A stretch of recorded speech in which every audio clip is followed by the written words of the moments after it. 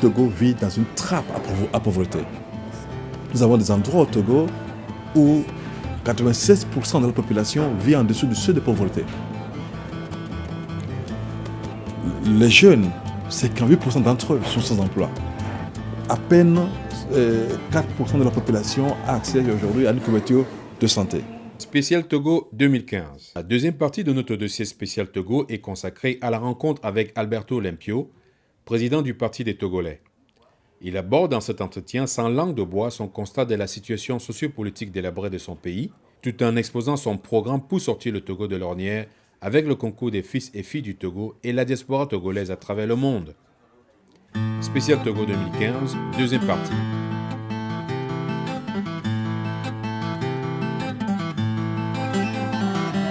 Malgré les succès rencontrés dans sa carrière d'ingénieur informaticien spécialisé en systèmes, réseaux et en génie logiciel, aussi bien en France, aux États-Unis qu'à travers l'Afrique, l'amour qu'il a pour sa patrie est si grande qu'il conduit le jeune prodige aux destinées du Parti des Togolais.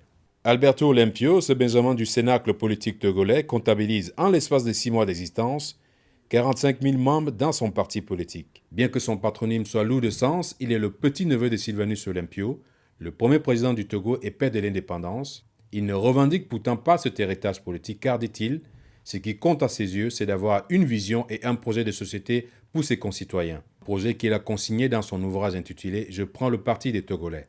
Rencontre de Bruxelles Information Presse avec Alberto Olympio. Comment va votre parti? Notre parti se porte très bien et notre parti rassemble tous les Togolais. Et les Togolais sont en train de retrouver l'enthousiasme, sont en train de retrouver l'espoir. Ils savent que le changement est proche.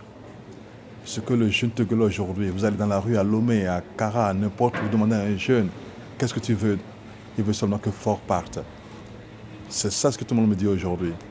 Et nous avons beaucoup d'engouement, les gens qui viennent s'enregistrer pour être militants avec nous. Donc nous nous portons très bien. Et nous avons l'espoir, nous avons la certitude qu'en 2015, enfin, le Togo va se libérer.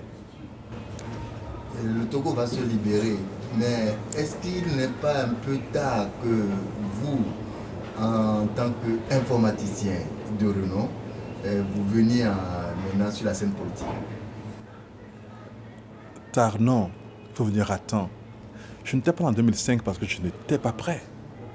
Pareil en 2010. Je n'aime pas faire les choses à moitié. Je suis prêt en 2015. C'est pourquoi je suis là. C'est vrai que les gens m'ont dit un an c'est trop rapide pour prendre le pouvoir. Mais c'est compter sans la détermination du peuple togolais. Nous allons tous assister au miracle togolais. Nous sommes en train d'arriver à un moment historique de la vie de notre pays. Et la jeunesse, elle est prête. La jeunesse, elle est prête. Les femmes sont prêtes. Tout le Togo est prêt pour se reprendre en main, pour prendre en main son destin. Et moi, j'ai l'honneur et l'humilité d'être là aux côtés de mes frères et mes sœurs pour pouvoir faire aboutir la lutte que nous avons commencée depuis bientôt près de 25 ans, que nos aînés ont commencé, à qui d'ailleurs je rends hommage ici pour le courage qu'ils ont eu. Certains ont fait le sacrifice ultime, d'autres sont encore en prison, torturés en plus. Mais bientôt, un nouveau jour va se lever sur le peuple togolais. Vous avez eu des parents, par exemple Octavio Olympio, qui est un grand nom de la scène politique et économique du Togo.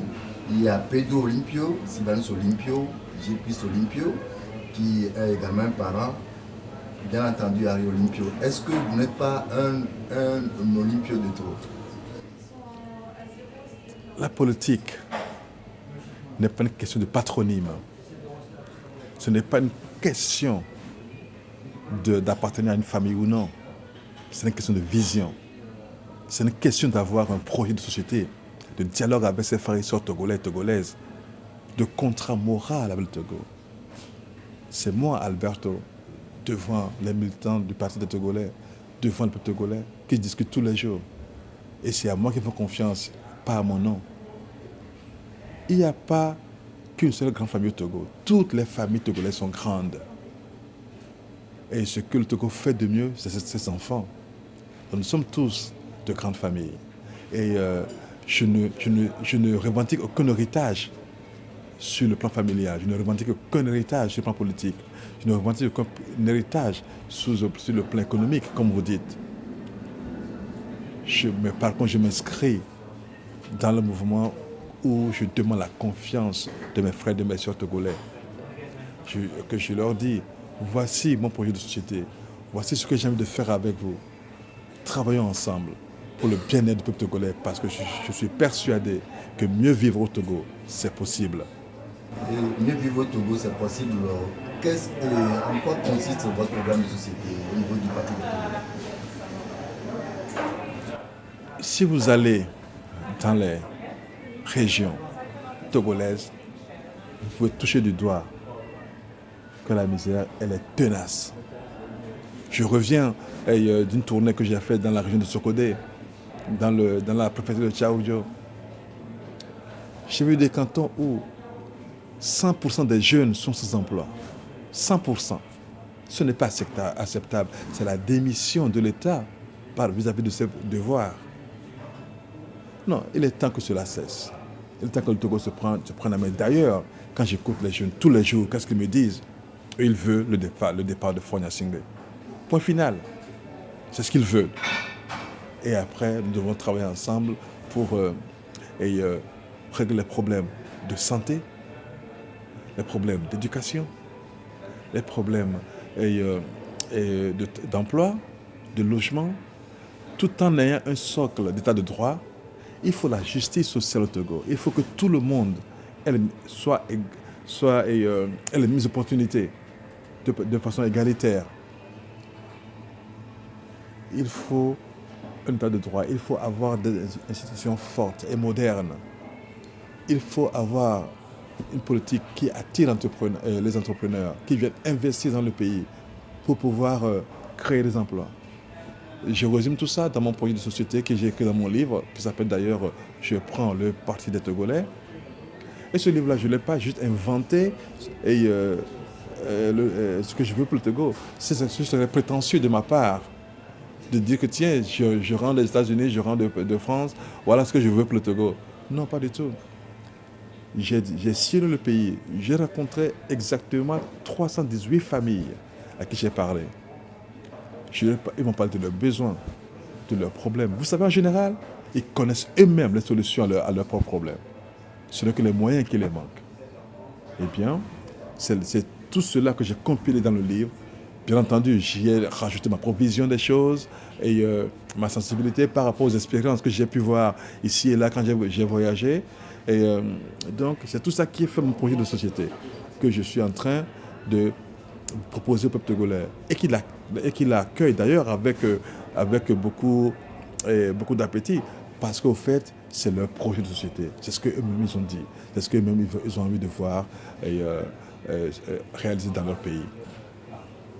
Voyons, si nous faisons l'état des lieux, nous voyons que le Togo vit dans une trappe à pauvreté. Nous avons des endroits au Togo où 96% de la population vit en dessous du seuil de pauvreté. Les jeunes, 58% d'entre eux sont sans emploi. Et ça, c'est les faits. Ce que nous voulons, c'est apporter le bien-être au peuple togolais.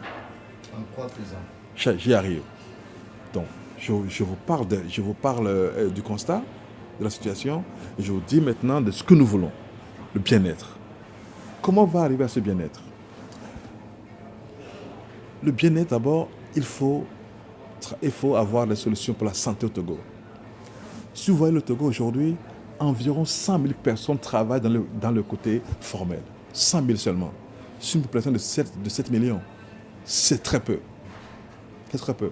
Donc, ce qu'il faut faire, c'est, et avant que je n'y arrive, à peine 4% de la population a accès aujourd'hui à une couverture de santé. Il faut de manière systématique, pas quelque chose sur 20 ans, mais faire un big bang pour que tous les Togolais puissent avoir accès à la couverture sociale pour la santé. Si on fait ça, si on accède, on permet aux gens d'avoir accès à une éducation de qualité. Parce que dire que l'école est gratuite, c'est vrai, ok, Mais si on se retrouve à 150 dans une classe, sans professeur, sans banc, ça ne sert absolument à rien. Donc une école gratuite, c'est vrai, mais de qualité. L'éducation est importante, il faut qu'on investisse dans l'avenir de nos enfants. Si on a ça, eh bien, et si on fait des projets structurants, donc je dirais plus tard peut-être comment je vais faire pour créer des emplois, parce que moi, mon objectif c'est d'avoir au moins un emploi par famille, eh bien, qu'est-ce qui va se passer? Si on dit que 100 000 personnes travaillent au Togo, au fait, c'est qu'on ne regarde pas tout le grand Togo. Parce que le commerçant, l'agriculteur, ceux qu'on dit qu'ils sont dans le secteur informel, au fait, ils travaillent aussi. Mais on ne revalorise pas leur travail. Donc, si on enlève à l'agriculteur toute la pesanteur des choses qui le poussent vers le bas, qui fait qu'il n'arrive pas à travailler à fond, c'est-à-dire la santé, on lui enlève ça. Il n'a pas ce souci. L'éducation de ses enfants, on lui enlève ça. Il n'a pas ce souci. Et ses enfants qui sont adultes travaillent. Il n'a pas ce souci. Il aura donc plus d'énergie et plus de moyens de mieux travailler dans son domaine. Donc ça veut dire que l'État doit accompagner les agriculteurs pour mieux faire le travail. Du coup, ces gens-là deviennent de vrais opérateurs économiques. Il faut, comme le dit l'OHADA, promouvoir l'auto-entrepreneuriat. Donc ces gens-là vont de manière systématique rentrer dans le formel. Donc on n'aura pas que 100 000 emplois au Togo, mais plusieurs. Prenons par exemple le cas des gens qui font les commerçants.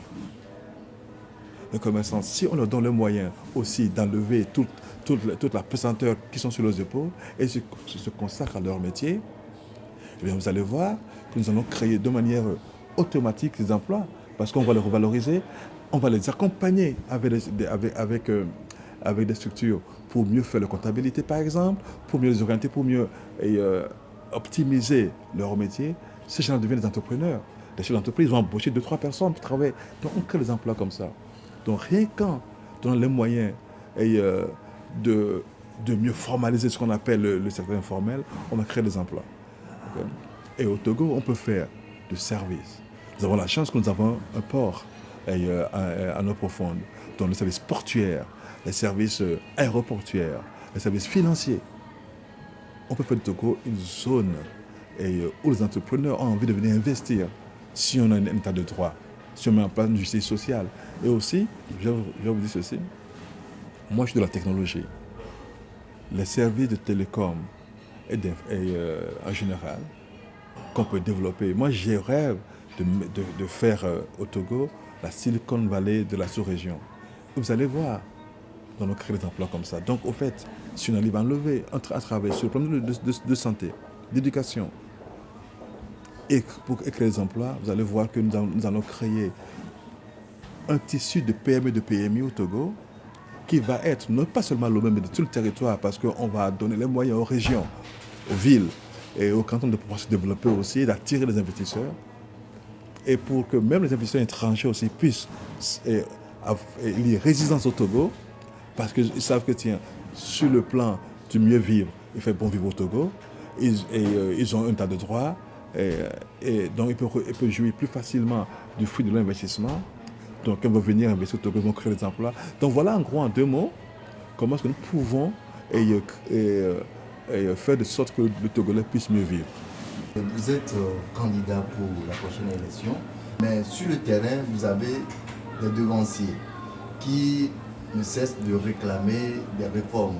Est-ce que vous êtes certain que tout est parfait à ce niveau pour que le moment venu, vous alliez à ces élections sans problème? Dans mon livre, le tout premier chapitre où je parle maintenant de mon projet de société est consacré aux réformes constitutionnelles et institutionnelles. Pour vous dire l'importance que j'accorde à ce sujet. Et mon livre, je l'ai fini il y a bientôt 10 mois ou plus. Donc ça veut dire que je n'ai pas attendu aujourd'hui pour parler de cela. Depuis quand le feu général Gnassingbé était encore au pouvoir, on a fait des accords qui n'ont jamais été tenus.